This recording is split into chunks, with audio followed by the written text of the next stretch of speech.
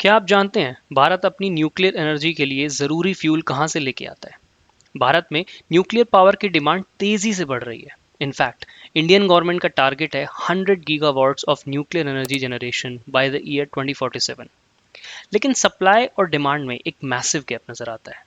भारत अभी सिर्फ 8 to 10 gigawatt ही न्यूक्लियर एनर्जी जनरेशन कर पा रहा है, क्योंकि इंडिया में यूरेनियम रिजर्व्स बहुत सीमित हैं।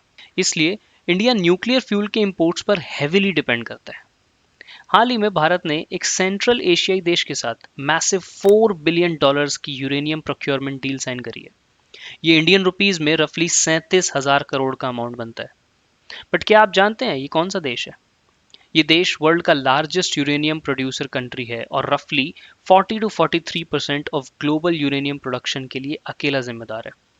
अगर अभी तक आप गैस नहीं कर पाए हैं तो मैं कजाकिस्तान की बात कर रहा हूँ। इस डील को एशियाई रीजन की one of the biggest nuclear energy deal माना जा रहा है। इसमें इंडिया को over the year constant supply of uranium का कमिटमेंट किया गया है। देखो, इंडिया लंबे समय से सेंट्रल एशिया में अपनी पकड़ जमाने की कोशिश कर रहा है, और इस तरह की लॉन्ग टर्म स्ट्रेटेजिक डील से इंडिया फाइनली अपना इन्फ्लुएंस इस रीजन में बढ़ा रहा है। बट आपको क्या लगता है, क्या इंडिया 2047 तक अपने न्यूक्लियर टारगेट्स अचीव कर पाएगा, या ये बहुत ज़्यादा एम्बिशियस टारगेट है? अपनी राय मुझे कमेंट्स में बताएं।